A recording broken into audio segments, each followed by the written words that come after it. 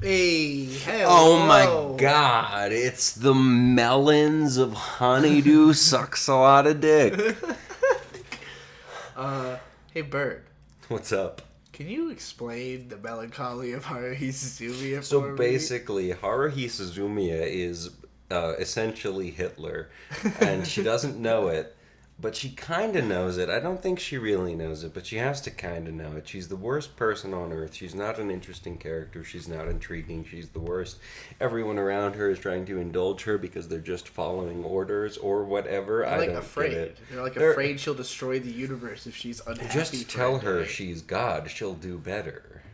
I hope. Or not, because Haruhi is the worst. Is this a show about Stockholm syndrome? Is this a show about just being in It's a like relation, meeting a a really person. abusive relationship? You meet a or- person and then immediately enter Stockholm syndrome is Yeah. how this show works, and I hate it. I really, really don't like it. It Yeah. makes me more upset than Steins Gate does because, stuff happens in this show, and it's explained to you in a more timely manner than it is in Steins Gate, but it makes less sense than it does in Steins Gate when it's explained It doesn't even really poorly. try to make sense in this show. Yeah, and it just none of it matters. It doesn't matter that one of them's a psychic or one of them's an alien or one of them's a whatever the fuck, one of them's a time traveler. It doesn't matter. None of it matters. They're not it none of that matters to the plot. The plot is Haruhi sucks. That's it. Kind of is, yeah. Haruhi's the worst, and because she is God, quote unquote, we have to bow down to her and make her happy. I really hate this show. I'm sorry. I'm kind of you're like, this is the most like abundantly negative review of this show I've maybe ever heard, but I know there are lots of people who will hear this and be like, thank God. I was literally talking to a guy at a bar today. Like Yeah. my bartender today. We got off work and immediately went to a craft bar in Reno called Imbibe. And I was just talking to the bartender. I was like, yeah. He said, what are your plans after today? And I got really upset. Because he was like, I have to talk about And I Haruhi. said, well, we gotta. By the way, this is our August bonus episode. If you are wondering why it took so long for us to get to the end of this show, I think it should be very apparent now, listening to the... I don't think you've been this visceral about a show. It took us it took me 2 months to really muster the psychic energy to get through this show. Yeah. But real quick, before I lose the train of thought, I was talking to the bartender and I went, what are your plans? Yeah, I have to go back to our hotel and we have to record a bonus episode for a show. And I explained we watch anime in the midst of all this. And we have to record something on the Melancholy of Haruhi Suzumiya. And he knew what it was. Yeah. And so I said, yeah, I don't know. I know this might not be a popular opinion, but I fucking hate this show. Yeah. And he went, really? Thank God. I thought I was the only one. And Yeah. it's like a lot. I've expressed this opinion to a couple different people who I know have seen the show, and they all go, really? Thank God. Yeah. This show's the worst because it's the worst. It's like, whew. It's not as bad as Mushoku Tensei. Although, no, actually, it might be worse. No. No. Come on. No. Come on. Rudius is worse than Haruhi. Rudius is worse than Haruhi, but in terms of like the worlds that they're playing with, in terms of making everything else interesting, Mushoku Tensei has a lot more to work Shoku with. Tensei has more to work with, but it doesn't do anything with it in season 2. Neither does Haruhi, at all. Okay. At any point. But I think to make that a fair, like, in the same way that Mushoku Tensei has like lows and highs, Haruhi does have lows and highs. I do think you would think the movie was significantly better than season 1. Maybe not season 2, which I haven't even seen, and 8 of the episodes have the same the script. Endless 8, of course. 8 out of we got lazy 14 or and something. recorded a bunch of the same thing over and over again. I'm oversimplifying. I know a lot of people put a lot of work into making the Endless 8. Yeah, why did they do that? That was stupid of them. I But agree. I think honestly, it is possible that Kyoto Animation was like trying to be definitively done with it. Like they wanted to exhaust you of it. Look, after They the wanted first it season of over. this show, I agree. After that first half of the first Yeah. season of this show, I wanted to be done with it. So, I'm in a weird position because you don't like this show at all. No. I, as a teenager... And I've been jokingly asking you to explain it to me for a while, and it Yeah. sounded really, really interesting. And then I watched it, and I was like, this is not interesting at all. I really have rose-tinted had rose-tinted goggles with my reflections on this show, because Haruhi... Sucks. It's not...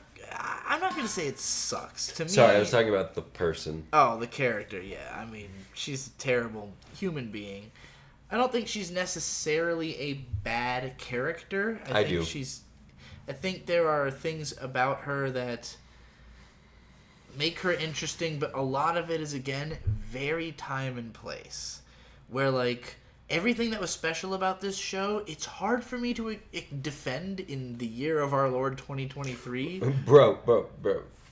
She's really interesting when she's groping the time traveler and making her dress into a Playboy bunny outfit. So that stuff... you really don't understand Haruhi's character until you see her molest someone. I want to jump back in time with you, right?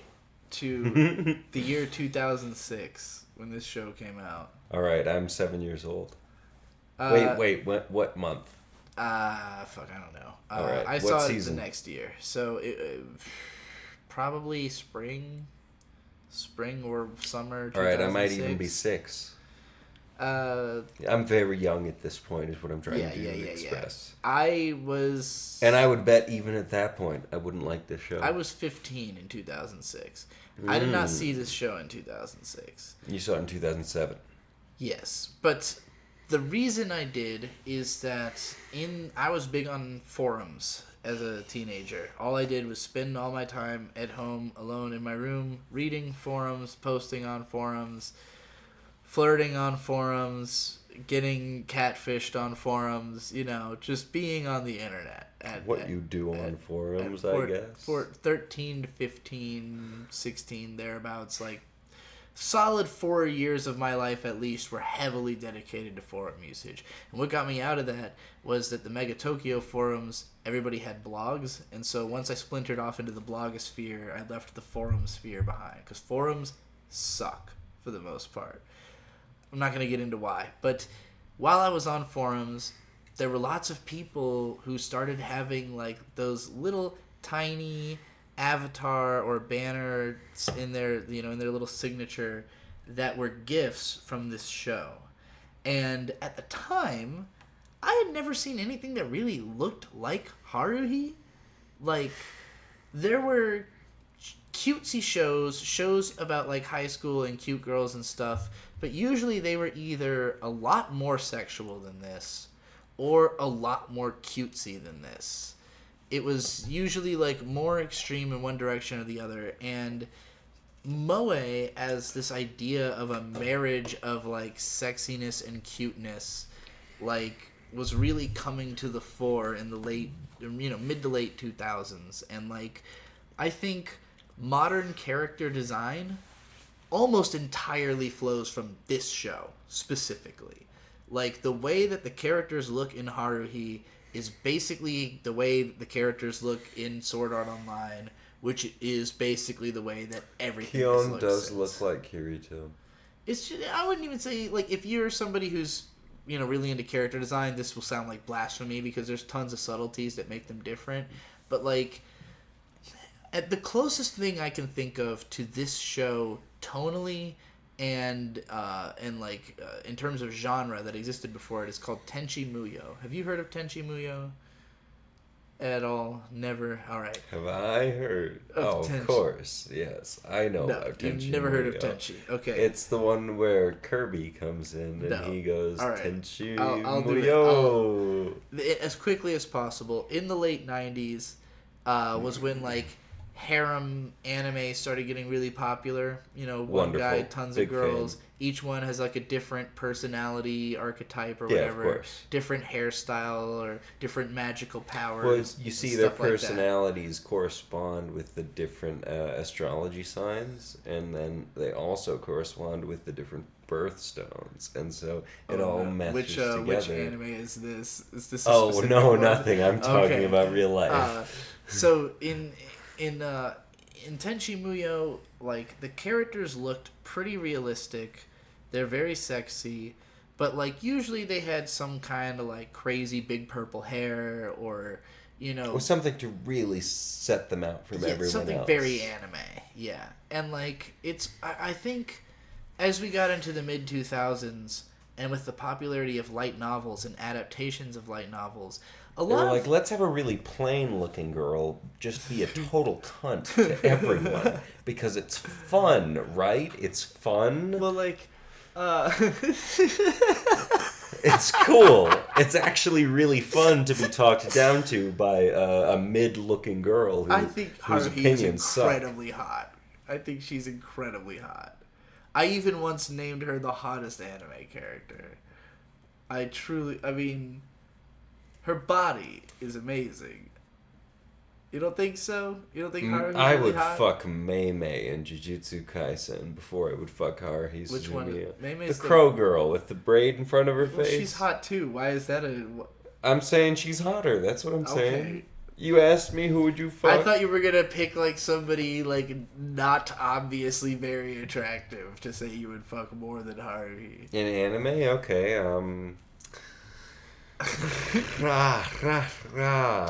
let's see. What I'm trying to say about character design, like, I think... Yeah, Mei Mei. I don't know. Mei Mei is the answer. So like, light novels, which... God, the Haruhi light novel series started in 2003. Light novels, they kind of sprang up in the late 80s. Like, Legend of Galactic Heroes is considered a light novel. It's kind of debatable what is or isn't a light novel. But in the late 90s... Who do you get to date in Legend of the Galactic Heroes? Not a visual novel, a light novel. Do you get 3 wives in Legend of the Galactic Heroes? Visual novels and light novels both got really popular in the late 90s and early 2000s. And visual novels were the first ones to get tons of anime adaptations. Where, like, fucking every season you had a couple of visual novel adaptations coming out. Light novels were a little harder to figure out because, like, there's not an obvious visual to copy from to, base your story on. So, like... And usually the narration is done in some kind of particular way that's hard to interpret in visuals. Like, if so much of it is inside the characters' heads and inner monologue, like, how do you turn a lot of that into anime and keep all the subtlety? If you ever watch the Boogie Pop and Others anime adaptation, that's how you lose all of the subtlety, by just adapting, like, the stuff that happens, which is not that interesting, without any of the stuff behind it. Like JoJo's Bizarre Adventure Part 6, the Netflix adaptation. Is that how did they leave out a lot of like the core stuff that makes it interesting, or? No, it just isn't interesting. Oh. They just completely adapted exactly what happened. No, I'm talking about if you cut... Because with JoJo, if you adapt exactly what happens, it's the same story, because there was a visual for every single thing that happens. Sure. If most of the story is in the character's head and it's just them thinking about shit and not really in any particular time or place because, like, they're just narrating at you, like a lot of the time in light novels, the narration is really bouncy, where, like, a character's telling you what's happening and then about how it reminded them of something, or just, like, having an errant thought, and it's like, how do you put that into the anime? But, like, that stuff is often the core of what is the story. And in this show, it's what's ruining it. I don't need to hear about how much of a little bitch Keone is in his head. So that's the funny thing, is that, like, I was telling Bird earlier how, like, a huge part of the appeal of this show is that it was one of the first ones to do the constant running narration, where the character's thoughts are just pouring out while he's walking around. Shit. It's not good. It's not fun or interesting. It's done really poorly in most shows. When we switched this between dubs and subs too, and in the dub especially, it is egregious. It's not a bad dub. It's one of the better dubs I've heard. I'll give it that. I was willing to listen to it because I was as nostalgic for it as I am for the sub, just because I've seen them both like 10 years ago. So, but in English or Japanese, I don't need to know that much about what's going on in Keon's head. No. I really don't. Well, a lot of it's not that interesting. And so, like, when I A say lot that... of everything else that happens outside of Keon's head is not that interesting, too, which is No. a huge problem with this show. And, like, I keep calling it a time and place thing because, like, both with the narration and with the character designs, what they have in common is, like, it was really unique when the show came out to look like this and be written like this, but now tons of shit looks like this and has been written like this. A lot of it's worse, but some of it's better. And some of it's not worse by that much, you know? So it's like, now that we've seen, like, for instance, this is a show I know you haven't heard of, but there's a show called Ore Gairu, or my high school romantic comedy snafu is like the full I've title. heard of it. Yeah. That show, very much like this one, the main character is just constantly thinking about stuff. But he's got way more of like a particular bleak outlook that he's always talking about, and the show is kind of about how different people affect that outlook. And while I don't like that show, I understand why that show would be better in a lot of people's minds than this one, because the story matters. The character development It's not matters. that interesting that Haruhi is God. No. In this show, like, I mean, and again, and I'll say, if you get to the movie, there is a level of development for Kyon and Yuki that makes them feel like they are at least characters. Who's Yuki again?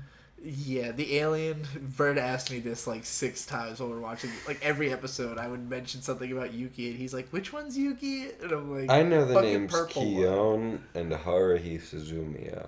No one else in this show made an impression on me at all. I know there's an alien, and I know what she looks like. I know there's a time traveler, and I know what she looks like. I know there's a psychic, and I know what he looks like, and that's it, right? Yeah. Yeah. So, none of them do anything. What's your opinion of Kyon's little sister? Oh, right, she exists. She's cute, I guess. I don't know. It's funny because She's more of a character than most of the other ones. the first time I watched the show, I don't think I really perceived her. Like, I didn't really pick up on her existence. And then I saw people who were, like, really big fans of her online. And I was like, this was a character? Like, who? And then, like, rewatching the show, I was shocked to find she's in nearly every episode. Yeah, she's around. She's just a cute little girl who's in the show. She never does anything. More endearing than fucking Haruhi. That's true. Haruhi's always there, and she's always a cunt.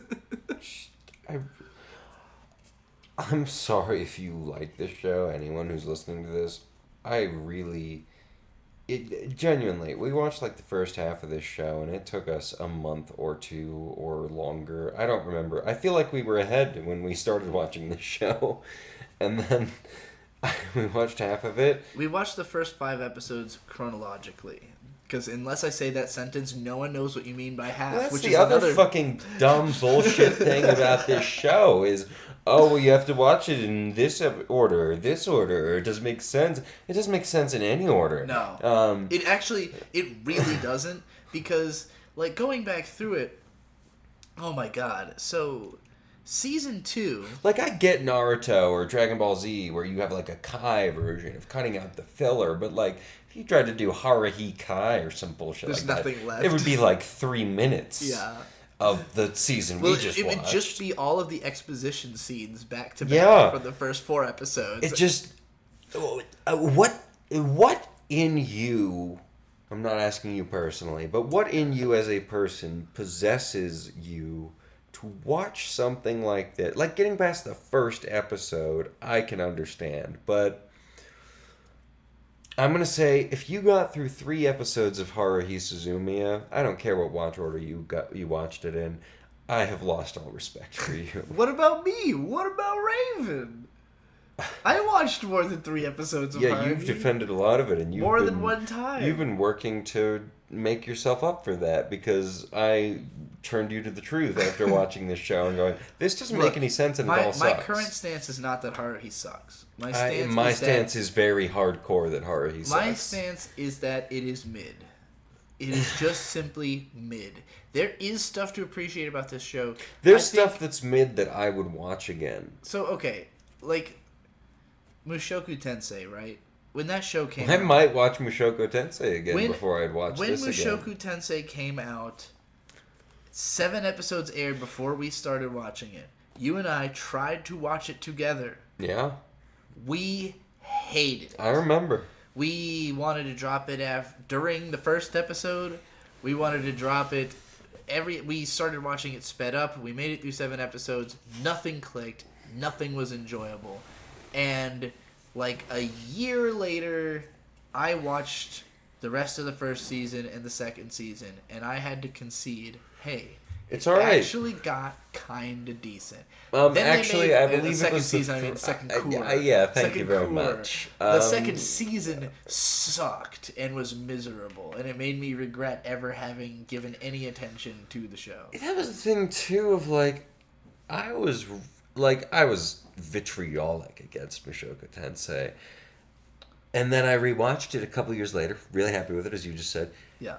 And I was like, oh yeah, second season. All right, we're gonna get to see some cool stuff happen. Rudius is like an adult and stuff. And then it's like, sucked all the life hey, out. guess what? Rudius has ED, and Sylphie won't just say what's on her fucking mind. Yeah, that was so obnoxious. This show, like, by comparison, at least Haruhi and Kion kiss. So I'm gonna try to put you into the perspective of me watching the show in 2007 as best I can. Like December 2007, I think. No, December 2006. I did watch it the year it came out, just really late into the year. It was like the last thing I saw before the year was over. At this point, I'd been an anime fan a couple years ago. Like, you know, I wasn't really actively into anime. It was something I had done when I was like 13. But I had watched Evangelion recently, and I was like... ruination point for most young boys. Coming back. And this... Excuse me. This show was what really put me into anime again, because I was fucking depressed in the 10th grade. I was like miserable, wanted to die. It was just like nothing's relatable, nothing makes sense. Then this show made you think you were God, and so everything was great again because you thought you were God for a while, and then you had to merit your expectations. Sure, but you know, you go from the worst point you've ever felt, and then you go, "Hey, I'm God," and then you realize you're not God, and then you just kind of lower. You know, you start at a very, very low point, and then you go to the highest point possible. And then work your way somewhere into the middle. Yeah. The problem with that is Haruhi is God. Yeah. Like wherever she is working from, it doesn't matter. Like if she's depressed, fucking psychic beings are taking over the earth or something. Yeah. And then if she's happy, everything's fine. The world's great. Who cares? Yeah. And then if she's mid... Or it's normal? Is that how she wants it to be? Well, if it's mid, it seems to be that it's normal. Well, I think she became God 3 years ago. So she wasn't always God. I did spoil myself for this show a little bit. The spoilers I read were never explained in this, but my understanding it's mostly in the movie. Is... Haruhi went to like a baseball game with her dad or something. This was in the show. Oh, it was? Yeah, that was all in the show. Shit, fucking it's been a while. I thought you were going to talk about how when she was like in middle school, Kyon went back in time and actually inspired her to be... Oh, no, I don't remember any of that. That doesn't happen in this season. The wiki says something like, she went to a baseball game 3 years ago, she realized how insignificant human life was, and that was when she became God. She explains all that in the show. Oh, cool. Yeah, I hate the show. It's really inconsequential. I remember seeing it, actually, now that you're mentioning it. Yeah. That's the scene that I think of when I think of this show. Like... What a stupid point to realize that you're God. Well, she didn't realize she was God. She realized that she wanted to do something interesting. And she doesn't think she's God. She has no idea she's God. Well, but she wants to do something interesting, therefore she is God. So... I'm going to take that as she realized she was God. I guess in some sense she does believe that. She's not Checkmate, as forward. atheist. She's not as forward about it as like some of Haruhi kind of created a character archetype we call God Dere. You know, like Tsundere, Kyoran Kazoku Nikki? No, that's a good example. What the fuck was that show? The girl with the computer implanted in her head. Oh, the fucking... Oh, my Do you remember what I'm talking about? Yeah, the one where she was actually just fucking mentally handicapped the whole time. And she was just like a nun. What was that no. fucking show? Oh, no, I can't. Like, The Day God Only Remembers or some shit. It was like a little pink-haired girl just like a nun. Oh, man, That show sucked. That was hilarious. It was like the first half is like a comedy about this girl who thinks she's God and maybe is, and then the second half is like, actually she's got a brain tumor. And she has stolen technology from the government implanted in her head, and we have to take it out so that she will die. And it makes her... I don't know a kind way to say the way that she becomes after the stuff's taken. She can't talk. Anyway, no. That is a good example of God Dare, but that show is fucking... I'm pretty sure that's written by the same guy who wrote the visual novels that this studio was adapting right before they did Haruhi, which is especially funny. The praying for God in a godless world, living with God in a godless world. That's Kamikatsu. Kamikatsu, yeah. That's a good example, that's also right? God Dare, yes. Mitama's God Dare, right? I would say so, yeah. Kyoran Kazoku Nikki I brought up because it came out like a year or She's two not after God, this. though. No, but she talks. She's like, "Hey, everybody, I'm God. I can do whatever I want," and like, it's not true. It's just how she feels about it. Okay, but I can do that too, and well, it works. that's God Dare. Like, if you're like what people loved about Haruhi is that she has this incredibly upfront attitude, and but just like having interacted with a high school girl ever. It's very evident that she's bullshitting and it's not true and she's just being annoying. Yeah, I think so. Even if she is literally God. Haruhi is it's weird because the first episode chronologically, the one we're looking at right now, it kind of slowly takes you from the real world, takes Kyon from the real world into Haruhi's little universe. And once you're there, like there are times where outside characters, the real life? like Kyon's friends, is this just Haruhi? Kyon's friends will see what he's doing and be like, Stop! "Stop! I have to get through the sentence." No, I'm not interested enough in the sentence to keep Suzumiya. having to finish it as you sing the song. It makes me not want to finish the sentence. This show's not interesting. You don't want to talk about it. You don't want to finish your sentences about it. This show's not good.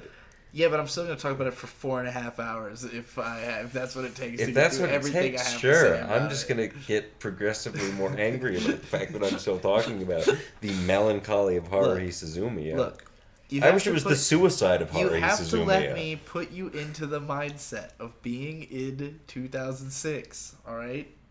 I remember what it was like to Depressed, be in 2006. High school, sitting at my mom's computer, loading this up in 3 parts for each episode on YouTube tabs, loading up all of these tabs before going to school so that they would all fully buffer before I get back from school. You're experiencing like a sunk cost fallacy with this show. I'm trying to explain a lot of things right now. So, yes. We haven't even gotten to the physical cost of what I spent on this show. But like loading up this show in 3 parts and having to do it so that it was ready for you when you got back. In 240p, where you can't make out what the fuck you're seeing at all most of the time. Yeah, I've seen Death Note.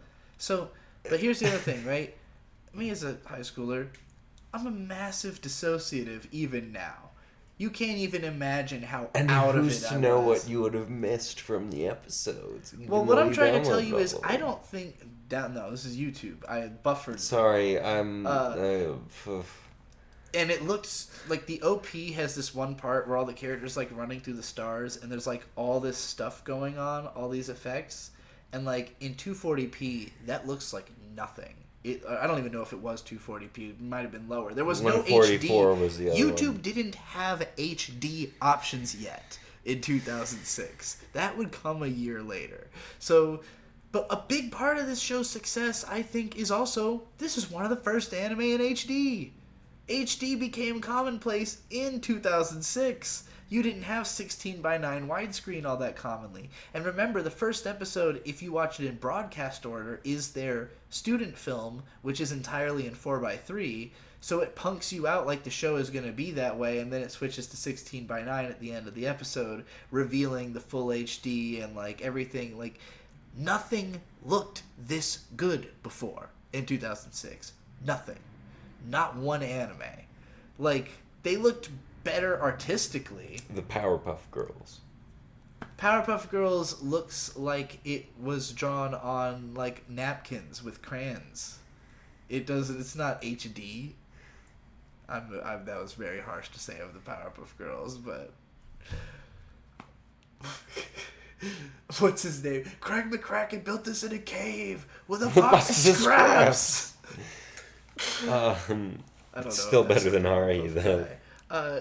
But yeah, so like in 2006, this show looked so good that you couldn't even tell how good it looked unless you had good enough technology and access to internet connection to process. And it still wouldn't have made the content good at all. But like for me, because because it looked so incredible, a bunch of people convinced themselves that, oh my god, this is the best show ever. And I'll tell you, I think if it wasn't for the intense cult following the show had, people like me wouldn't have been curious enough to make it past the first couple episodes. Because I did not care until Yuki got stabbed through the chest. And in chronological or broadcast order, I'm pretty sure that's like episode 6 or 7.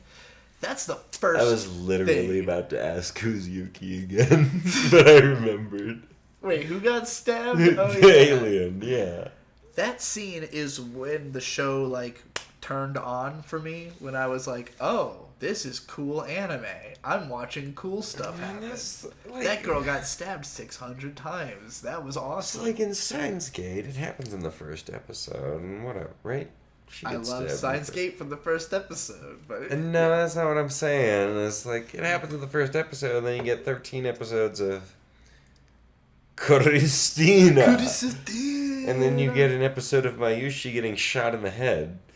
We are going to get into Steins Gate because I do think most of what I liked about this show when it came out, Steins Gate did so much better that watching them close in proximity has made me like vastly. I think I just don't like this genre of show. It must be something wrong with me. Well, it's that you want the show to be making a point. I like shows to try their hardest to not make a point. Steins Gate has an opportunity to make a lot of different don't worry, points. it will for the next half. Like it's over the. There is no more slice of life in Steins Gate. None. Sure. The rest of the show is just him trying to solve. That's not encouraging to me, because the one episode where stuff started to happen and make some points was not. That was not. Great episode. It wasn't particularly interesting. And what's your favorite part of Steins Gate? What's your favorite thing about that show? Moeka, the pink haired one. No, the one who doesn't talk and only texts. Yes. Yeah. Okay, that's a good answer. What's your favorite thing about Haruhi? The character whose name I keep asking you the name That's of. how different. Like, even you appreciate that Steins Gate is much better, right? Like, there's something. I'm not saying they're not. I'm not saying there's not a chasm of difference in the quality. What would you... Okay, because you told me earlier that you would give Haruhi like a 4 out of 10. Do you stand by that, or would you change that? What did you give Mushoku Tensei 2? A 2 or a 3? 2. I gave it a 2. Overall, though, I'd probably give Mushoku Tensei like a 5. The whole thing combined. Yeah. I would probably give... For me, like, I can't give the whole... it's... The whole is greater than the sum of its parts, and the whole can also be lesser than the sum of its parts. Sure. And in that case, the whole is lesser than the sum of its parts for me. So overall, it's like a 4, I think. Sure, I just think of what I've seen of Haruhi as compared to what I've seen of Mushoku Tensei, more of Mushoku Tensei has been good than what I've seen of Haruhi. That's fair. Most of the episodes of Haruhi that I've seen the By the entire way, first season. Completely uninteresting. I don't think this would be an unpopular opinion at all that you're expressing right now. I know it's not, because I've Yeah. pitched it to a couple people in our Discord and in real life of people who have no concept on this podcast or that anything. Mushoku Tensei is No. Haruhi. No, I'm telling you, Oh. I think it would not be unpopular at all to say everything literally what you just said. Yeah. It sucks. Well, also Mushoku Tensei is like beloved and highly popular, and everyone hates that we rag on it. I just don't think people Haruhi's who hate time has come. Its reckoning time is now. I just think people that hate that we rag on Mushoku Tensei don't understand why we do it. They either are projecting some kind of thing onto it of themselves, or they're just hoping it's going to be better, which in a small part I am hoping that Mushoku Tensei is going to be better. Or they're convinced that it's going to be better. I'm not Or convinced. they're convinced that we would like it if we read the light novels because this or that detail makes it make more sense. And it's like the problem isn't that it doesn't make sense. Look, that makes it lose a couple points. It's the broad concept that's... My biggest problem with wanting to, just read the light novel is I read the first couple chapters of Redo of Healer. I don't need to do that again. The light novels are terribly written. Is that a light novel? That can't be a light novel. It is, I think. Oh, okay.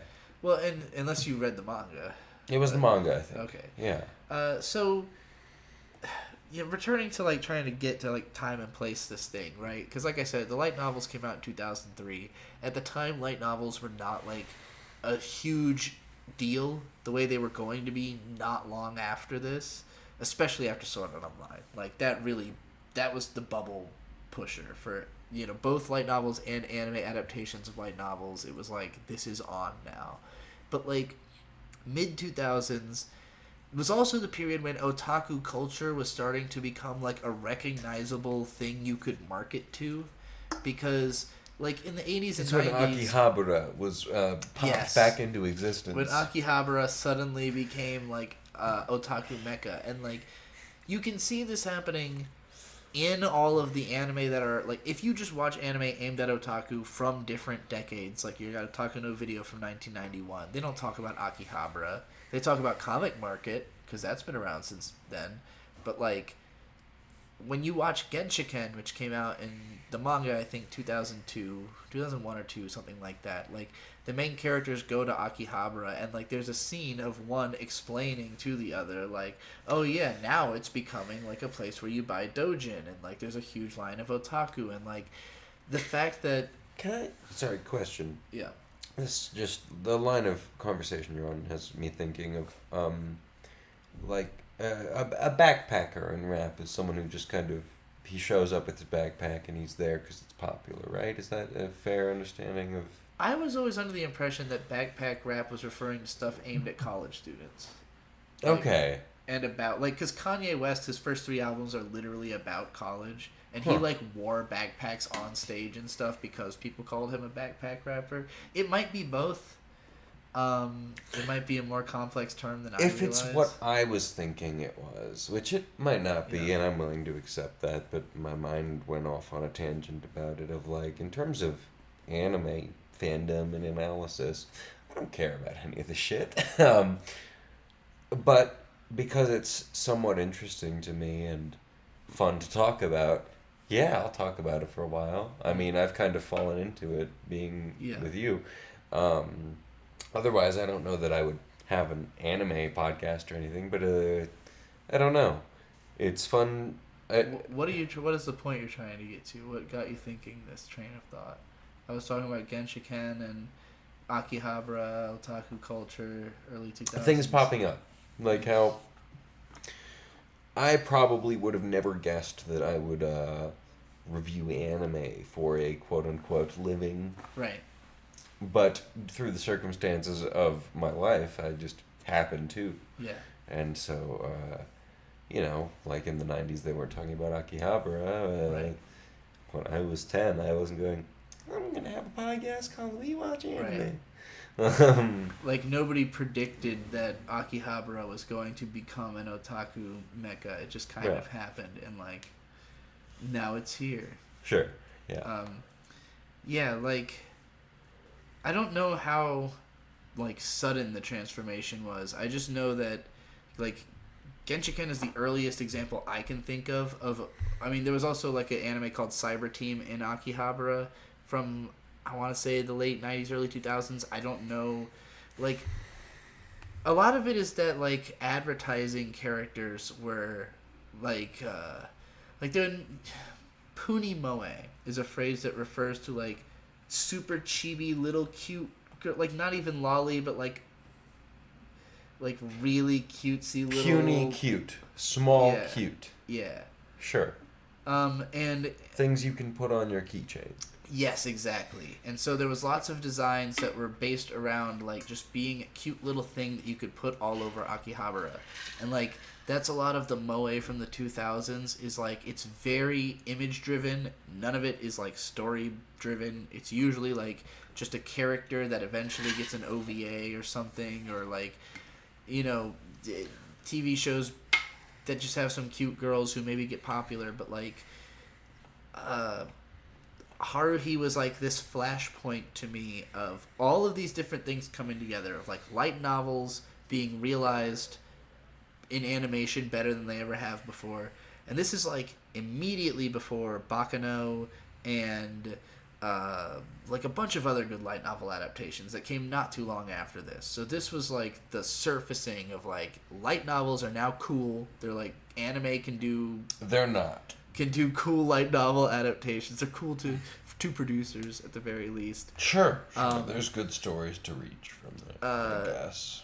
There's the light novel element. The whole like bringing that style of like constant narration of kind of feeling like what it's like to be the reader. Like, oh, this guy thinks as much as I do. This guy thinks about the kind of stuff that I do. This guy likes the kind of stuff that I do. Terrible relationship to try to inspire with your fandom. But I think a big part of what made Haruhi click was also that Kyon is a supposedly recovered nerd. He no longer believes in aliens, time travelers, and espers. He thinks the world is boring. He thinks it's time to be adult. Grow up, put all that stuff behind you.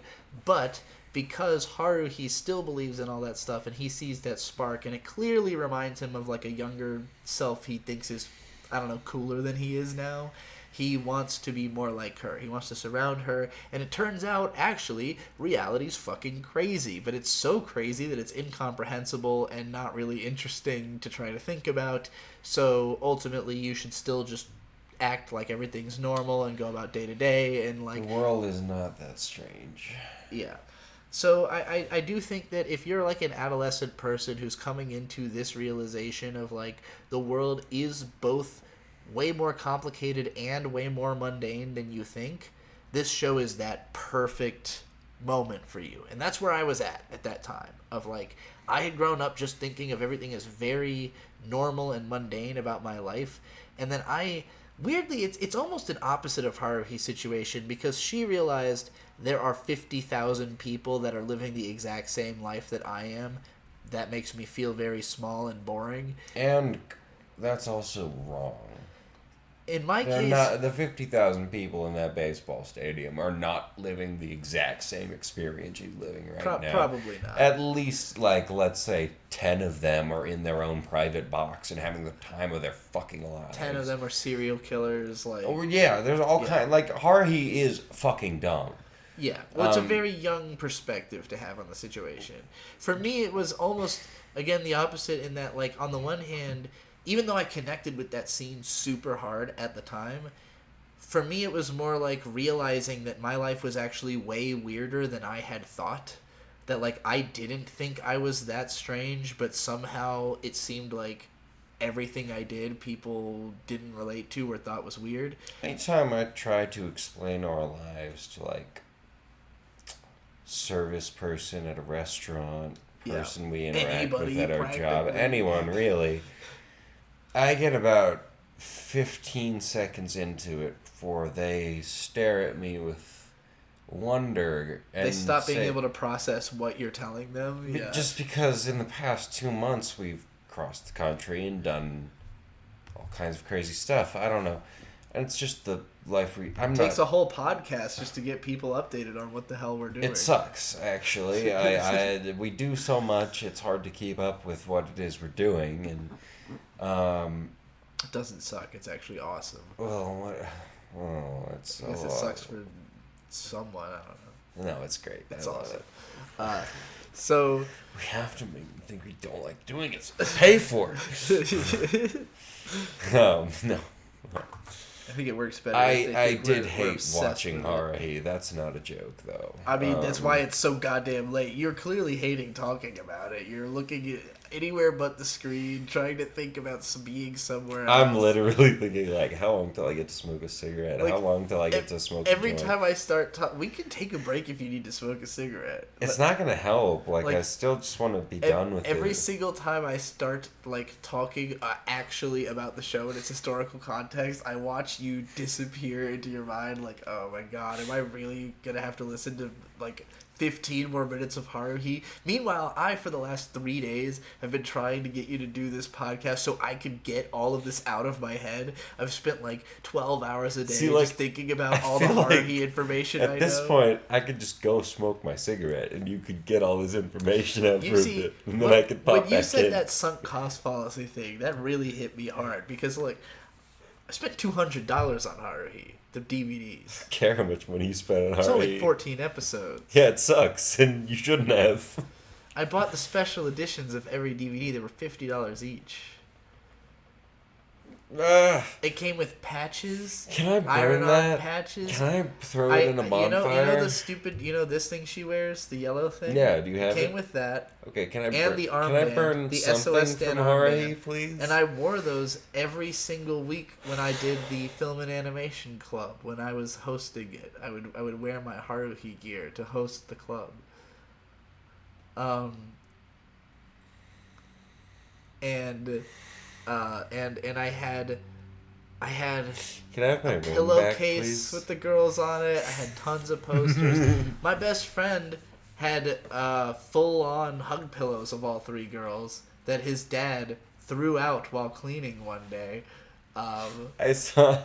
If you don't know, today is Friday the 13th of 2023, and it's apparently the International Day of Jihad. And I saw on Twitter some people beheading body pillows. Oh my god.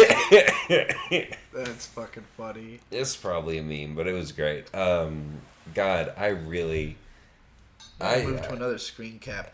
Obviously, yeah, it doesn't help, I forgot to say this actually. at the top of the show, but I didn't take a ton of screen caps for this. We're not trying to like go through and describe every single event that happens in this show because that's not interesting. Sucks. And well, fucking, what are you gonna talk about? Like, and then Haruhi grabbed Mikuru's boobs for 5 minutes. Like, what is there to say? And then, fuck, I forgot her name again.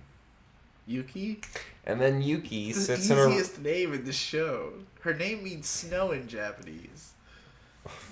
Oh, cool. I would have known that. I just think you would have heard other character named Yuki. Yeah, but I don't... She's the alien. That's Yeah, her. she's the alien. She's the Borg. The purple-haired Literally, Borg. how She is I the Borg, remember her yes. is she's the Borg. She is the Borg. So, there's a scene at one point where the Borg just sits in a room for 5 minutes by herself. Yeah. And listens to the radio. And that was one of the later episodes when we finally got around to watching the show again recently. And God, was I not happy about That's the last devoting episode, time into both it. chronologically and achronologically. And If you it like was not this popular show, at the time. if you genuinely like this show, I have more disrespect for you than if you like Mushoku Tensei. Because I can understand kind of like... I think there's reasons to like this No, show. I don't think there is. No, what? I can get like weird warped perspectives on enjoying Mushoku Tensei, even if it's not about the perverted stuff. What if you but, just like bad women, like awful women? What if you like that she's awful? What if that's the... She's not awful to any of the men. I mean, I guess if you're... Okay. I guess. If you want to be treated like the time traveler girl, and Mikuru? Yeah, Mikuru. If you want to be treated like Mikuru, I guess I can understand it, but... Or like Kyon. Kyon's not... No, because Haruhi doesn't put I Kyon think- in like so, a bunny okay. outfit. going back to this being in the 2000s, like, so Haruhi was not a huge hit in the U.S. Like, Good. when it came out, it was a big hit in the otaku sphere in Japan. It had a ridiculous amount of like product sales and concert event sales, and like everyone who's in it, the voice actors all became instant megastars. Like, huge deal in the anime sphere, and would influence tons of shows that would go on to be even bigger, like K-On!, which same studio, kind of similar art style. K-On! Obviously sprung out of the band episode of this show. Yeah. But like, you know, Which so sucked. all that influence and stuff is cool, but like in the US, most people kind of more so knew about Haruhi than really liked it, because this show is not really to most American sensibilities. Most Americans like plot in their shows. And Japanese audiences are not as much about that. But at the same time, there was already a healthy genre of comfy Iyashike slice of life type stuff. Usually it's not as hyperactive as this and doesn't have as confrontational characters as Haruhi. Where, like, I'm sure Bird would love, like, Yuru Camp, which is about girls going and camping out in the woods. Sounds cool. Cute girls, they go camping, they don't have abrasive personalities, there's no molesting. Well, I'm not against molesting or abrasive personalities. It's just the way Haruhi does it, you know. Well, she's, like, blatantly Well, it's being not a like bad Kamikatsu person. where it's clear that Rish is into it. Right. Well, and that's... So, like, I think it would be different if Mikuru was, like, a character. But she's just... Well, and I think her not being a character is kind of her character, because we see the future version of Mikuru, who is obviously a character. But we never learn in what way. Yes, yeah, correct. Like, that's what's missing is, like she embraces her sexuality, is what happens. Yes, yeah. I don't know. This show sucks my balls. It's a lot harder for me to defend now than I would have found it back then. And so we have to talk about the marketing gimmicks of this show. Yeah. Can't we just, like, end the bonus episode now and get to the next Hold one? on. I want to show you a guy. There's a man on the internet.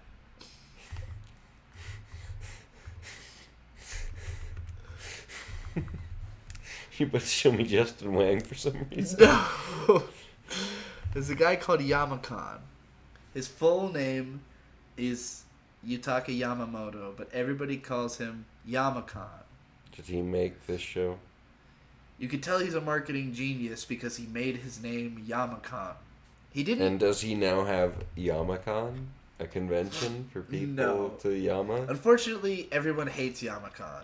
Because he talks like Kanye West and didn't make nearly as many good Is things. it because he had something to do with the creation of the Melancholy of Haruhi Suzumiya? Because I'd hate him for that. That was what started him on the path to being loved. Oh, that's the wrong choice. So basically, he was like he was described as like creative director or something on this show. But basically, he was the one who made all of the asinine fucky decisions that made everybody talk about the show forever. Like, let's broadcast it out of order, and let's make the ending sequence a really cool dance, which he choreographed that dance himself, so God fucking speed for that. That is the most famous thing about this show. That dance was everywhere in the late 2000s. You go to an anime convention, somebody's going to break out a stereo, you're going to see 20 people do this dance. Most of those people had never seen this show.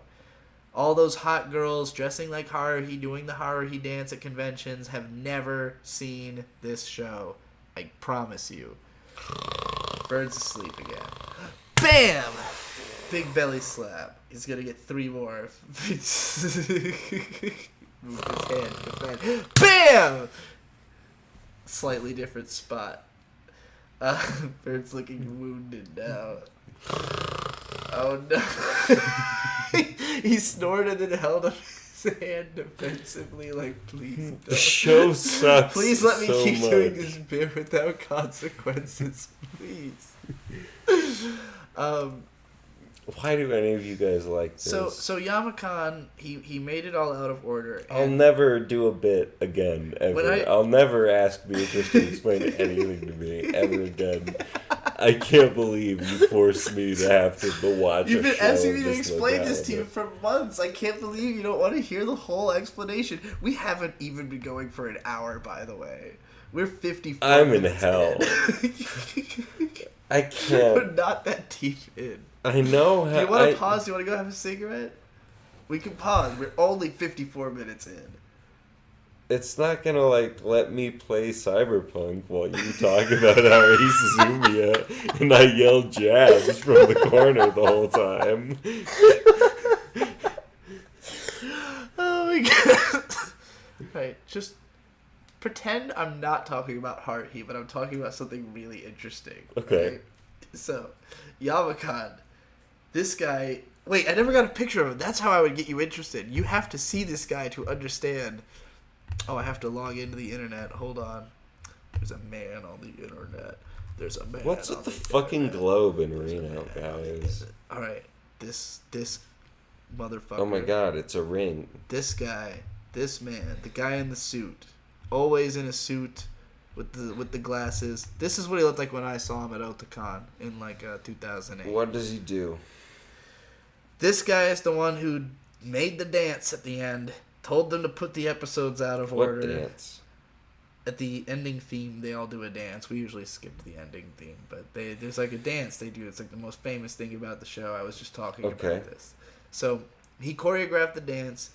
He did all the gimmicks. Now, And he told them he told them to put the episodes out of order. yes. That's stupid. It worked though, and the reason it worked. I mean, sure, it worked. It's stupid. The show sucked.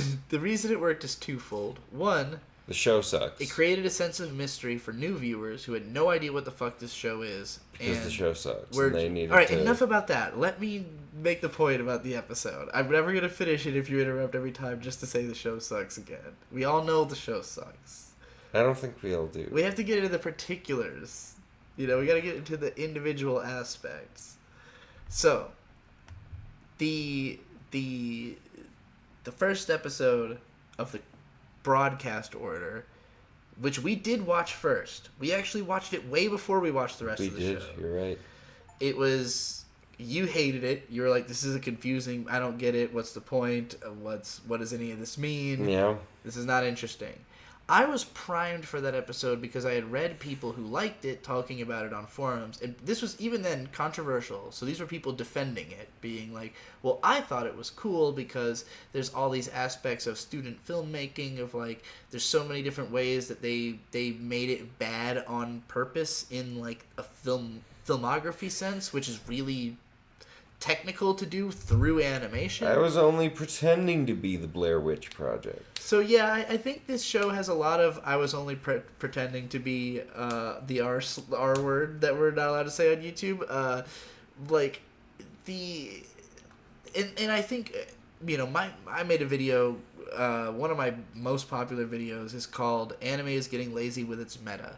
And it was me talking about this scene in another show from the same studio, same art style, same tone, same kind of show they made a decade later, called Myriad Colors Phantom World, where there's a scene where a guy and a girl fall down the stairs, and he seems like he's going to accidentally grab her boob.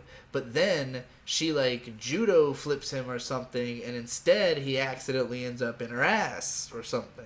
And it's it subverts your expectation, but the meaning stays the same. That doesn't make any sense, Rick. Yeah.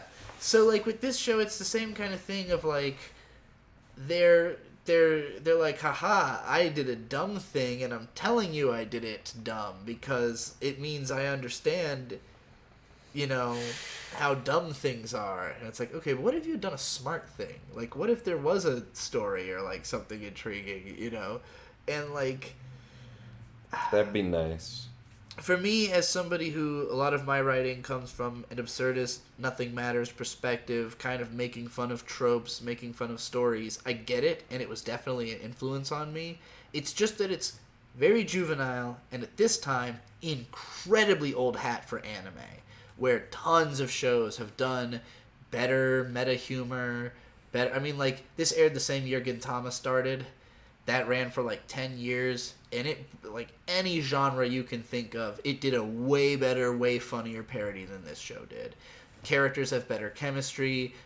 No Even one the likes Kewpie Mayo and Haruhi fucking Suzumiya. Kyon has the same voice actor as Gintoki, so the acting is just as strong in both. Like, yeah, there's no Kewpie Mayo in this show. There's not nearly as many aliens. It is surprisingly low concept for how much fucking talking there is about what the concept is, for how much dialogue there is between the characters about why Suzumiya's emotions may or may not have caused whatever they may or may not have reacted to. A very similar problem I have with Steins Gate, too. Of how you talk, like, there's, in watching the first 14 or fucking however many we're on at this 12. point, 12 episodes of Steins Gate, every now and then something will happen and you'll go, oh, that's going to be important. Right. Or, oh my god, I can't, looking back on that, having seen the show, oh my god, I can't even believe what's going to be happening there. It's just like, now that stuff's starting to happen in Steins Gate, whatever, I don't know that I care. None of it's that interesting. The stakes aren't that high here. Yeah. Not even in Haruhi Suzumiya, where I guess if Haruhi gets unhappy, beings the destroyed. most threatening ever is the end of episode 6. There's never a time where we feel like, she's definitely going to destroy the universe. I just don't believe that the Esper Society, like, thing is real. I just don't believe that Haruhi's actually making it up, or yeah, like they're psychics. They can surely project weird, trippy dreams of massive beings destroying buildings onto people much easier than they could fight said massive energy beings. Sure. Yeah. I think it's like just a thing they're convincing Kyon is happening or something. Oh my god, the leader of the computer club is grabbing Mikaru's boobs in this screenshot. I don't know what's gonna happen there except for the SOS brigade is gonna get a computer. Holy crap, oh my god. This is sort of the moral event horizon of this show. Like, this is the moment where Haruhi, like, has done something so blatantly bad and remorseless that it's like, well, like, if I knew you as a person, I would not... I just wouldn't let you do this. It's like, I'll skip through dialogue and just shoot someone in the head in Cyberpunk 2077. But I wouldn't force someone to grab someone else's boob and then blackmail them about it. That's a very different category of act, actually. Not even... No, exactly. One is, like, very, very slightly morally ambiguous. And then the other one is, like, a crime. Yeah. I think... So, again, This is... Look how happy Haruhi is. In chronological order, this is episode 2. In broadcast order, it's episode 3. So, either way, like, if you watch this in broadcast order, the first episode feels very mysterious because you're like, what the fuck is this show? And then episodes 1 and 2 chronologically are next, which just explain what the show is. And, like, so to me, I used to hold very strongly that you needed to watch it in broadcast order because I just thought the show is... the first 6 episodes are so exposition heavy and so, like, straightforward that I was like, well, like, it wouldn't be interesting unless those were spaced out and you got the dramatic climax at the end. Why wouldn't you just fucking put your show in order? Why wouldn't you just... Because it's boring. Because the show is boring.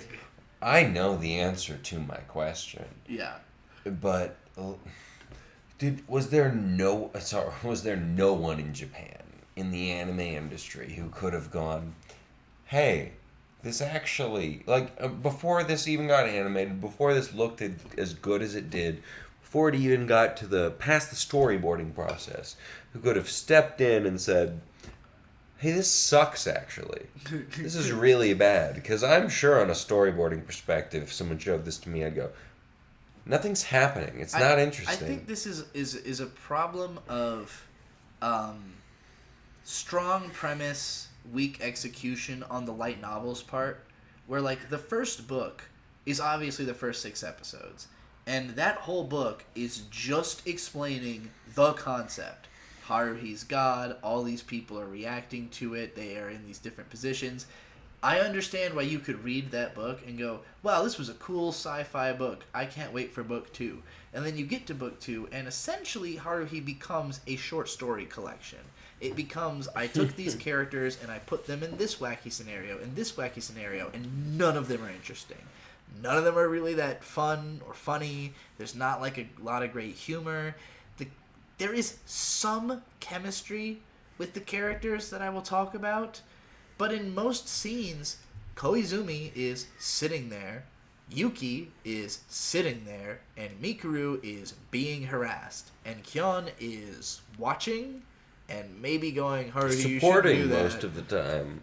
Well, because he's getting off on it too. He's usually like, oh, I want to say something, but look at those titties, you know. So, yeah, like, to me, like, the best episode was probably the baseball one. Yeah, I'm with you on that. And it's because it's the only one where, like, every character's gimmick is used in a, like, at least somewhat clever way, where it's like, oh, I get why you put all these characters in this scenario. It is funny to see how these people would react to something very normal like baseball, but it's these wacky, kooky characters. What are they going to do in a baseball scenario? But then none of the other scenarios use them that well. And so, yeah, it really ends up being like 6 episodes of plot and then just 8 episodes of basically dicking around and nothing really interesting happening. And so I get why they mixed it up initially. I get why I liked it being mixed up initially. But I knew as soon as we watched that first broadcast episode and you didn't like it, there was no fucking way I was putting you through the broadcast order of this show. I was like, Bird will claw his eyes out because they never tell you anything. Like, you get these 2 episodes. That's my least favorite thing about any show. Exactly. You get 2 so this show, you get 3 episodes into the broadcast order, and all you've gotten is an explanation of Kyon and Haruhi and the fact that Haruhi is molesting Mikuru for a computer and they're building a club.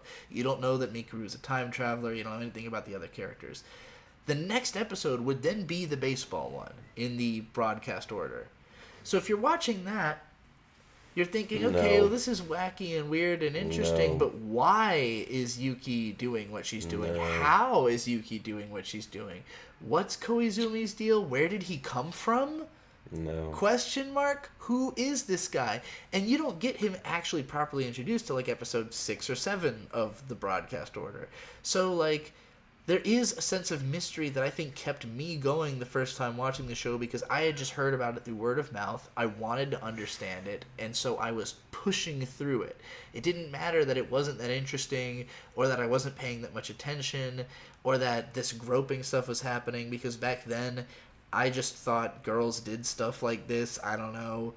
I didn't know any girls. They do, but it's not good. Like, other girls don't like it when girls who do these kinds of things. It's not acceptable. It's really no more thing. Haruhi Weinstein over here. Yeah, Haruhi Weinstein. She's not great, and I don't think. I just think when I was younger, the molesting stuff I just wasn't really paying attention or caring much. It's getting called out more in anime nowadays. Yeah, so for sure. To the point where it's not being included anymore. It's nowhere near as present. And I'm very happy with that. It's part of the reason I hate Mushoku Tensei so much is because it's kind of the big point of the first couple bits of Mushoku Tensei is he's molesting. Yeah. He molests. He won't stop molesting. He's still molesting. He is still molesting, you're right. God, that show sucks so much. So anyway, how long? Yuki, this won't take too long. I mean, again, we don't have to go through every single thing that happens in the show. Sorry. Just the broad strokes of it. He said it hadn't been an hour a bit ago. Have we at least cracked that? We are 1 hour 8 minutes. Fuck, thank God. I thought we were further than that, honestly. I thought it was going to be like 1 hour 20. It really is a slog to talk about this show. Because again, point for point, nothing happens, and the characters have no personality. Like, Yuki literally has no personality. That's the point. The point of her character is, what if she might have a personality? What if computers had feelings, guys? What if the computer even for a little bit, as like a meme, wanted to type on a computer.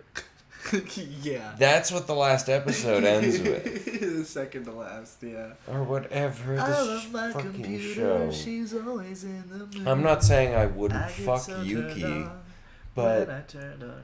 Oh, you know who you would like the most from this show?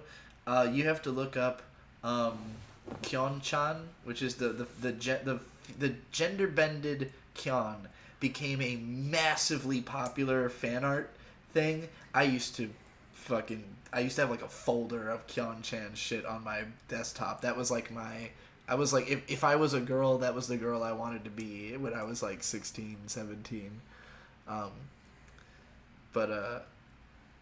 Is it? Oh no, that's Haruhi-chan Kyon. We want Kyon. I think she was called Kyon-chan. Just look up gender bend Kyon. You'll get a bunch of it. see, and that's the other thing too. You can't even Google simple terms with this stupid fucking Yeah, because show. they were fucking so like when Bird is trying to play this on a streaming site, like he plays an episode, and I'm like expecting, is it gonna be season 1 or season 2? Because they have the same name. Yeah, there you go. That one? No, like this, like the ponytail. Yeah, adorable. Yeah, that's Girl Kyon. It just looks like Haruhi or Haruhi without the fucking braid. Or Without big titties. Big old titties. Anyway. Yuki has no titties. She is flat as a board, flat as a person. The appeal of her is obviously the for flat fucking people. Borg. She is some cross between Rei Ayanami and the Borg. No, she's a cross between an alien and the Borg. She's not a cross between Rey, who is a clone, and the Borg. Well, I mean, personality-wise, she is a Rei clone. Like, the Well, archetype sure, of I'll Rei give you clone. that, but that's not, like, who she is. Look at this face. This is such a Rei face. Look, I hate this show, okay? But she's not a clone Hey, and look, the molesting. There's a lot of this show that is just Haruhi molesting Mikuru and putting her in, like, outfits. Borg. Huge problem with this show. It's that. It's Yeah. not entertaining, it's not funny, It's it's not, not no. interesting. It's not even sexually titillating. Well, and that's the other thing. Most of the time when Haruhi was doing that, I was like, Haruhi, I'd rather see you dress up in the outfits you're forcing on Which she Mikuru. usually does. And Which she she usually does, looks hot. But I don't care, because it was Yeah. preceded by her being the devil to Right, Mikuru. exactly. Who, And here we are finding out she's Mikuru's a a time real traveler. sweetheart. She's a good little. She's a Yeah. good one. She's literally just a fucking lapdog. Like, okay, Mikuru was initially my least favorite character in the show. Now, I mean, Haruhi is the problem. But Mikuru, because of the fact that she was sent by the time travel agency to monitor Haruhi, basically seems to be of the opinion that she just can't do anything. Which she can't. Butterfly effect. Right. I've Why seen did people they play send- Until Dawn. What is she there for? What is she supposed to do? She can obviously do some things. I guess maybe. I think it's that she can inform Kion of stuff. How funny would it be if like her purpose Is to fuck Kion. is to like murder Haruhi? That'd be based. Like, That would be so imagine cool. if the ending of the show was like a huge reveal that Mikuru was Moeka the whole time. And just If fucking any of brains these her. assholes' real goal is to murder Haruhi, they will immediately skyrocket themselves to my favorite character.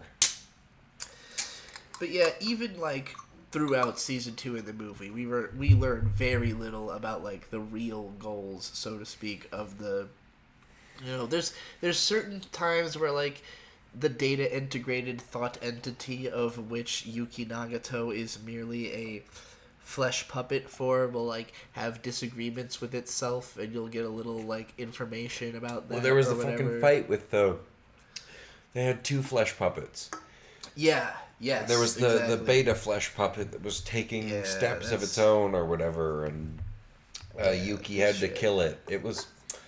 God. Yoko Asahita, I think, is her name. I don't care what her fucking name is. I It was only a know cool that little because arc. like this show again, it was so fetishized. Every detail of the show was like made into such a big deal that like it was like. Do you remember the fucking green haired bitch, Tsuruya? She's got a fang. She laughs every time she shows up. She's Mikuru's friend with green hair. Do you even remember that character? Because I could totally forgive you not. When I first watched the show, like Kyeon's sister, I could not remember who she was when I started seeing toys for her and posters, and I was just like, I don't remember this bitch from Haruhi. What's her name? Tsuruya. How do you spell? Tsuraya. She got her own spin-off show. Like how there's that Haruhi-chan show where they're all chibis. There's also a Surya-tan show. The fucking character literally just laughs. Her whole thing is that she shows up in certain scenes and laughs. I don't remember her getting a name, and I wouldn't call her hair green. Wait, no, is that her? Yeah, that's her. Yeah. It's a little dark for me to consider it green. It's like real dark green. Like swamp green. Sure. I don't remember this character a whole lot. She never did anything. None She's of just the characters in the show. ever do anything. None of them do. It's just like a sliding scale of how much their face appears on screen. But like they all matter pretty much equally. Which is not at all. But this, again, like I was saying to you earlier, this was the scene when I was watching the show where my brain woke up. The characters are suddenly in an alternate reality, and Yuki gets impaled with all these spikes, and she just pulls them out casually. And like, just from like an image standpoint, I hadn't discovered Guro yet. I hadn't seen a lot of violence. This is the hardest image to deal with that this show gives you, pretty much. Yeah. It's the coolest thing that happens in the show, by far. This is the coolest thing. Kyeon gets suddenly attacked by a classmate who, again, was just not wants a character. To kill him to see what Haruhi does. Asakura is like, she's just in the background in a few episodes, and then suddenly she attacks. She was like class president or something, and you would not even remember she was there. Cares? Sorry, not to you, just in the show. It's the worst. So then also future Mikuru shows up. And has big tits and wants to nothing. Fuck Kyeon bad. She's just like, hey, Kyeon, my memory... Like, it seems like... That's classified. I mean, the most we get out of this scene is the implication that Mikuru is only around for a short period of time with these characters before she had to go back to the future, did a bunch of shit that really sucked, and now looks back on this like with nostalgia and fondness, which I think is meant for us as viewers to kind of just absolve whatever's happening to Mikuru as like, oh, well, don't worry about her. She's doing all right. She comes from worse. War. She's going back to worse. She's going to remember this all very pleasantly. It's like, oh, great. Yeah. I love the Stockholm Syndrome is literally the plot of this fucking show. But anyway. Oh, yeah. There's this weird... So, okay, watching this show in chronological order, there's kind of a sense that each arc somewhat springs out of the last, in that, like, Haruhi will do something, and then, like, that inspires the next idea. So, like, here she's trying to figure out what happened to the girl who disappeared from their class, and she's kind of doing a detective thing. And then later she's trying to figure out what happened to Computer Man. Yeah, well, that's like a few episodes later. She tries to figure out what happens to Computer Man, but then she can't solve that. And then the next episode, they go to the island and they do the whole remote island mystery. But that was all set up by Haruhi. Well, it's all set up by the psychics to give Haruhi a fun adventure or whatever. No, because Haruhi knew about it. Because she solved it. Right. She solved it. Oh, she just figured it out. What a hard to follow fucking show. But yeah, each arc is basically like, so the first arc of just them like bonding or whatever, here's what I think the plot is of this arc, like if it were to be put in plain terms. Haruhi meets Kyeon, first person who will pay attention to her and stick around even though she's a pain in the ass. Sure. So she immediately clings to him. And she starts pushing as far as she can, and turns out she can push pretty far with this guy. He's a total pushover. So she forces him into a club. She gathers a few other people into this club. Now, unbeknownst to her, all of these people are interesting, and they all tell Kyeon how interesting they are. But she's still on the lookout for interesting people. So she sends all these people out to do that. Because that's the whole point of the club in the first place. But there's a scene where they draw straws in order for everybody to go looking around town, and she never gets a straw with Kyon. He ends up getting to walk with both of the other girls. This makes Haruhi super jealous, and that is the melancholy of Haruhi Suzumiya. She becomes angry in that scene, and for the next few episodes is just kind of being cunty, and nobody can really figure out why. And then she bonds with Kyon in this one moment where she tells him how she became like this, about how she realized she was so small because of being surrounded by Are you these talking people. about where she traps him in an alternate universe where the Not world is quite going to yet. end? Oh, does Okay. she tell him that in that alternate? I don't think so. I don't know. I think that happens like right after, like she tells him her origin story. Yeah, and then he goes off with Koizumi because Koizumi takes him to like see how he uses his psychic powers, and he's basically like, yeah, when Suzumiya is sad, then the world starts getting fucked up, and we have to fight these battles. So we better figure out what's going on. And then yeah, he like goes to sleep, and they wake up inside of like a closed version of the school, and Haruhi's just like, whoa, this is so cool. What's going on? Stuff's happening. Exciting. I dreamed stuff was going to happen, and now it's happening. Yeah. And Kyon's like, actually, I We're think gonna normal die. life is cool. Actually, what if you just, like, wore a ponytail? What if instead of all this... Or didn't wear a ponytail. You just wore a ponytail. Oh, that is wear a ponytail. Because initially when they first met, she would do her hair in an escalating number of ponytails per day of the week. So, like, 5 on Friday, or, Saturday, like, 6 on Sunday, whatever, she always had, like, a number of ponytails. And so, one day he asked her if it was, like, a defense mechanism against aliens, and she came to school the next day with her hair cut. So, he's always had a massive effect on her, but the first effect he had on her was changing her hairstyle. So, in this, he, once again, just kind of tells her, hey, what if you wore a ponytail? Now, the funny thing about that is, if you watch this episode in, like, broadcast order, where it's the second to last episode, it feels like a satisfying climax of, like, oh, she's going to wear a ponytail now. But she's not wearing a ponytail in any of the other episodes. So Sure. Watching it in chronological order, what happened to the ponytail? Really fucking over us ponytail lovers out there. So, yeah, anyway, that happens. There's the baseball episode, as I mentioned. Which is cute. That one's cute just because, Nothing really happens in it, but it's cute. Well, this is what I would have expected the show to mostly be, is, like, create a situation where, I mean, what the, again, the messaging of the show is essentially that life is super normal, but it's also super weird. And you just have to accept that it's both things. Haruhi wants it just to be super weird. The people who want to control her want it to be super normal. Kyon is like, I kind of want both, and he kind of gets both. But like the show itself, at its best, is like, here's a normal scenario. How would these weirdos react? But this is the only one where it feels like everybody got equal screen time. Everybody kind of got to do their thing. Actually, even that, I don't think Koizumi did fucking anything in this episode. Koizumi never does anything. Nope. He is so boring. He really sucks. He only gets to unleash his powers in the ESP world.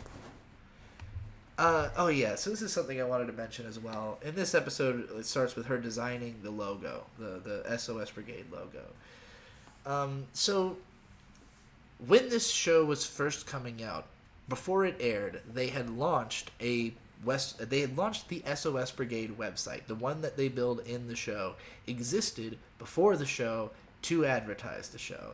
There was a lot of guerrilla marketing happening with this show.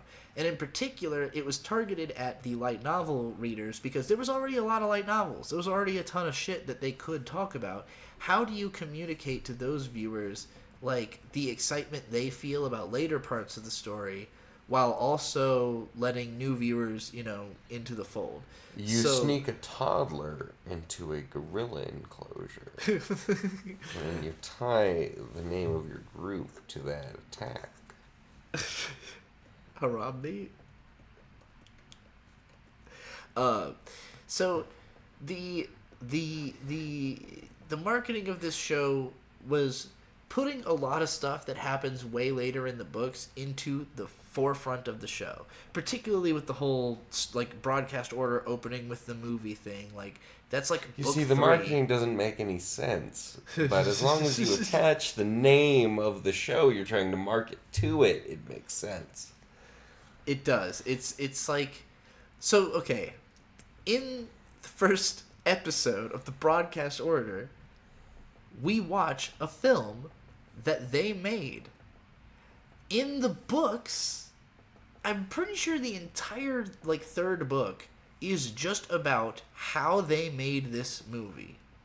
That whole arc is adapted in season 2 of Haruhi, which aired in 2009, and that arc happens after the Endless 8, which is the same episode 8 times in a row. So if you were trying to understand this show without reading the light novels, you're fucked. It was, or like, you know, hearing about it online. I only know about, like, in the first episode when they're doing the movie, Yuki's got a cat on her shoulder that talks. Do you remember the talking cat? No. It only happens in the first episode. Now, in season 2, when we get to that whole arc, there's like a whole part with all these cats, and Yuki does a thing and like makes one of them talk or whatever. Like, if you had read the books, you would know. But if you just watched the first season of the anime, not only did you not know in the first episode, you never knew. I still don't know. I still have never made it to the episode where they explain the talking cat. And I watched the movie, which takes place after the second season, but just seemed more interesting. So, yeah, like, the marketing really worked on the people who had already read the book and were excited to see the logo, the website, the movie, all the stuff that happens later coming up right at the start. And it got them talking about it and telling new viewers about it so that they'd become interested in, you know, it was a hype cycle. The show really did a good job of, again, guerrilla marketing. I think that's the biggest reason it was such a big hit, besides the quality aspects of, like, you know, again, being in HD, having really modern character designs that kind of shaped the way anime looks,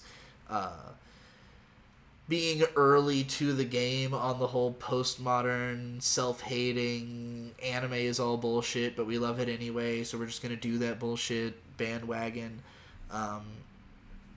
But this whole episode where they fight a big cricket, I mean, what the fuck was the point of this? It's Jujutsu Kaisen. There's like some RPG jokes, like it's like you leveled up or something. I don't know. It wasn't funny. It wasn't interesting. Just like this show. Here's the whole murder mystery on an island arc. It's 2 episodes for something that really only needed 1 episode. It's not the whole first episode is Haruhi wants something to happen. Nothing is happening. And then something happens. Oh my god. But it turns out that the thing that was happening wasn't actually happening, and Haruhi figures it out. Oh. I think what could have made this good is if in the first episode there was like a lot of tension, because instead it's just like a beach episode that then ends in something happening, and like every time Haruhi starts to like, what if this happened, people are just like, nah, that wouldn't happen because of this, you know. And it's like always just kind of like the point of it is constantly undercutting tension, which is boring. Why not introduce all this tension and have everybody being like, Haruhi, you're like, okay, I know that it looks spooky, but it can't be, you know, what you think it is or whatever. Like, at least make it seem like something could be happening. Anyway, there's a big Phoenix Wright parody at the end. Whatever, you know. Again, there weren't a lot of, like, anime of this caliber doing parodies of this caliber at the time, but now it is There's not a lot of anime of this caliber currently. Yeah, here's the movie. It's fun. I should also mention, like, the songs, like, this show, every single insert song was like a big hit, so they sold a ton of CDs based on this show. The Adventures of Mikuru Asahina opens with a deliberately bad but unfathomably catchy song that I think about all the time. But mostly because it was also in Lucky Star. Because Lucky Star, being from the same studio, makes a lot of references to this show. In many ways, its gimmick was tying itself to this show. But the guy who directed the first 4 episodes of Lucky Star, Yamakan, was summarily fired after 4 episodes. I assume because he is a douchebag that nobody wants to work with. So he went off to go... I think he might have founded A1 Pictures. A1 Pictures already existed. He went to go work for A1 Pictures and then founded his studio Ordet, like, in the same building. But Ordet has never made anything particularly good, and Yamakan kind of sucks. But,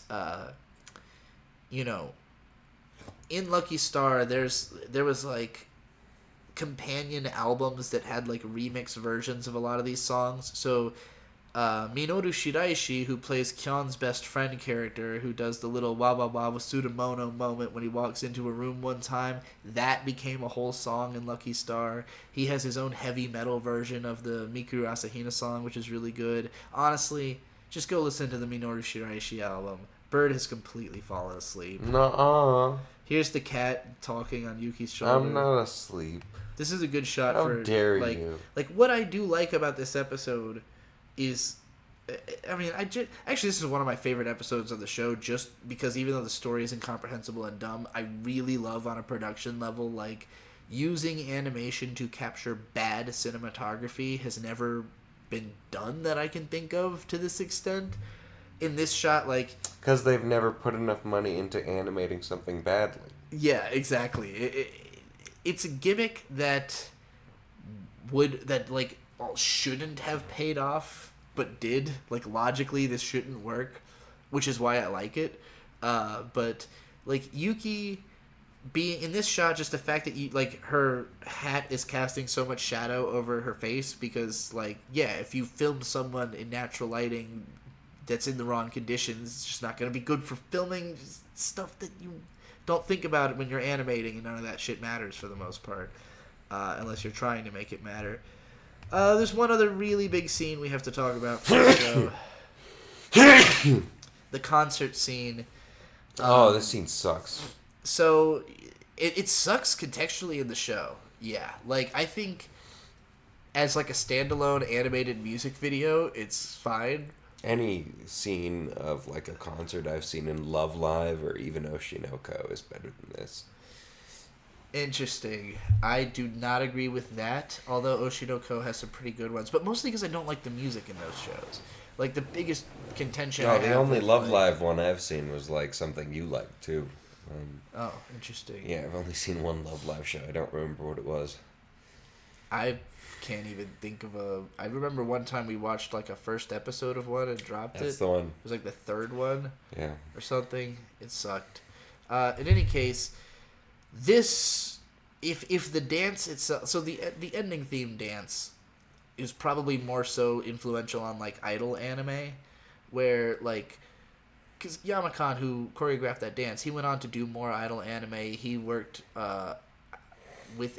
God, A1 Pictures did the Idol Master not too long after this, and I don't remember if he was involved in that, but that was really where, like, this style of, like, we're going to put a lot of animation into cute girls dancing, like, really hit with the Idol Master. It started here. That show took it to a level of, like, idol anime is in now, like, this is what we're doing.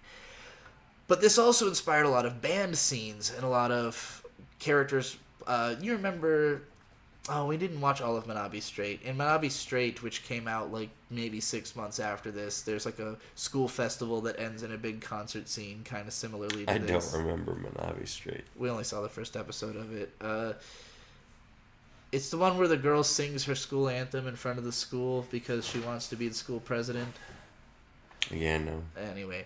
And she says, "Masugu go!" Yeah, no. So...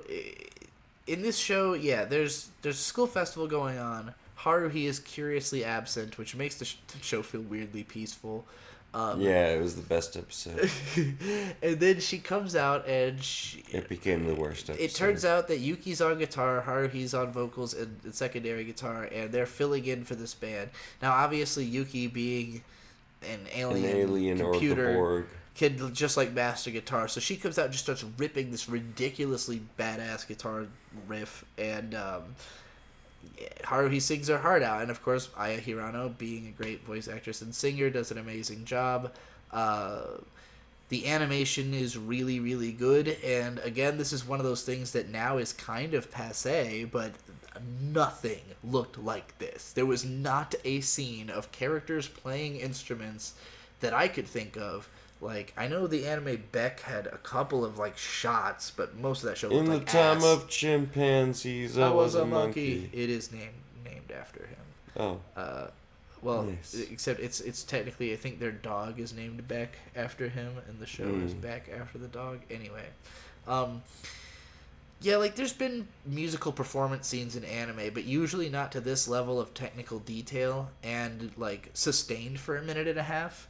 I love the song God Knows. I have done karaoke of this song countless times. I think the song itself holds up. The animation still looks good, but it's not mind-blowing when like. I mean, the same studio did K-On! A couple years later. They animated way more performance scenes in that show. By the time you get to the movie, it definitively looks much better than this. Plenty of anime have done the thing now. There was like Given had really good performance. Just tons of anime have done this shit. Bocchi the Rock. Another anime that like... Much better than this show. Bocchi the Rock is... And Kale. You know, downstream of K-On!, which is downstream of Haruhi. So, like, it's all... Like, this stuff all had to exist for anything else to exist. But does that mean it's good? Yes. Like... No. Well, so maybe. With Haruhi, like, something that's been bothering me as we rewatch the show is, like... I still think you have to call it a classic because it was so influential and popular for its time. I would not watch all of Yamato. Space Battleship Yamato. Sure. I cannot see sitting through all of it. But it's a classic. But it's a classic. It was so... you couldn't have Gundam without it. Gundam was only greenlit because of Yamato. It's why I'm very comfortable giving the show a 4. I don't think that's a total decrement of it as a show. I don't think it's a never watch it again. I mean, I won't ever watch it again. I can't really, like, I mean, I'm It's definitely... not me saying don't watch it. I have never felt so comfortable about being ready to sell a DVD box set. Now, I know mine's not worth anything because it's deeply stained, but... And it sucks as a show. It's just amazing to me how much I cared about this show on the basis of so little that, like, it was really, like, Yuki getting stabbed, this scene, the scene where Haruhi explains why she is the way she is, and that's it. Those 3 scenes are, like, what I really remember from Haruhi. And when I go back and I interrogate, and I guess the first episode with the movie thing, mostly for how, like, shocking it was and how different it was. But when I go back and interrogate the rest of the show, like, I do remember that all these things happened, but I don't remember ever caring. Yeah. And I certainly don't care now. And it was kind of shocking to me going back through how few moments there are that I care about. And, like, this is a show I've seen, like, I know I first watched it, like I described, late 2006. I bought the DVDs as they came out. I watched them with my younger brothers, dubbed, because they were not going to watch in Japanese. And I remember them kind of, or I don't remember really how Shade felt. He was a fucking child. But, like, I remember Victor really struggling to care about the show at first. Probably feeling similarly to how you did, of just, like, I don't get it. Haruhi's not cool. What's the point? You know? Like, eventually kind of seeing some cool things. Being like, yeah, the show's pretty good. You know? But rewatching it, I don't know, man. I understand why I didn't feel... I think I was afraid, like you said, a sunk cost fallacy of, like, realizing that I had put so much money and care into something that actually totally I wouldn't really be into. It was just so early into my anime diet and so culturally relevant at the time, but now it's just been leaped and leaped and leaped by so many other shows. All right, before Bird completely falls asleep, I am not falling asleep. What did you think about this Legend of the Galactic Heroes parody episode? It's not good. I guess it's like a tactics game parody as well. Basically, it's a team-based tactics game. The computer club is trying to get their computer back from Haruhi after Haruhi blackmailed them. The computer club loses because they have... Rather, Haruhi has a literal computer on her side. Yeah. Yuki rewrites the game code during the game. to make them win, despite the fact that they don't understand the And game. then Yuki says, "Hey, I'll come visit you guys once in a while." And visually, it feels very Legend of Galactic Heroes, which I didn't really get at the time because I had not seen that show. And It's now fine. I It appreciate looks like Legend of the Galactic Heroes. I don't think that saves it as an episode. No, not really. It was pretty. It was like as we were watching the episode, because I could remember the visual presentation of it, but I was trying to remember like what's the gimmick, like what makes this interesting. What matters? Until Yuki does the thing, and I'm like, oh, it's just Yuki. Like, wait, so nobody else did anything interesting? And, like, it's just Yuki had fun one time. That's the whole episode. All right. Isn't that cool? And then we got this, the last chronological episode where they sit in a room and play cards, and it's very mundane and boring, and like anime forever. So as I understand it, like in the light novels, there's a few parts that are just really short that the anime kind of elaborated on or sat in for a while. I'd be fine if this was like the world is an egg type deal of like whenever they came back to their and they were like doing anything other than, hey, when's Haruhi coming back? Well, and so that's what bothered me the most about this episode is this happened plenty. Like, it's not like the show was always exciting all the time and this was like, oh, well, what if the characters were just relaxing for once? They were relaxing most of the time. There was plenty of scenes of Kyon and fucking... God, even I can't even fucking remember his name right now. The other dude playing goddamn cards, Psychic. and Yuki reading, and fucking nobody doing anything. Like, this happened plenty already. There did not need to be a whole episode of just muted color palette, weird camera angles of the room, and nothing going on. I appreciate the weird color palette and the angles of the room, but like, I don't know, nothing happens in this episode. And that's it. That's season 1 of Haruhi. Season 2 has 8 of the same episode. It has please don't make us do it. I believe season 2 opens with the Tanabata Festival, which, this is another frustrating thing. The cricket episode opens with Kyon saying, after the Tanabata event, I'm gonna kill myself. That doesn't happen in season 1. They just skipped it for no reason. It's so early in the timeline, and they just left it for season 2, and then they adapted it. Air your anime in a way that makes sense. Which, when season 2 came out, the way they aired it was they aired the season 1 reruns with the season 2 new episodes interspersed in chronologically. Bad. So they did air the whole show chronologically when Bad. season 2 came out. Bad. Very frustrating. Then there's the movie, and again, most of the like plot is contained in the movie. As far as I remember, it's mostly Kyon goes back in time, meets Haruhi when she's doing like the Nazca lines on her school, and is like, keep doing that. He's basically the prince from Utena. It's like, never lose that shine even when you get older. So she didn't. I don't know. And also Yuki, I guess, suffered a lot of time loops to try to get Kyon back into reality. There's a lot of monologuing in that movie, and it's 3 hours long. Obviously, we are not going to watch Haruhi Season 2 or the movie, because this was so torturous for Bird, it took 2 months. 2 months.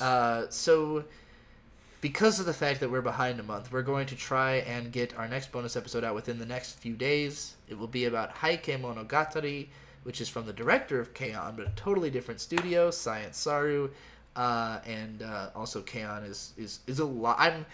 I don't need to rewatch K-On! To say with absolute confidence that it holds up a lot better than Haruhi. Like, a lot better. I'm actually pretty shocked by how much the show doesn't hold up.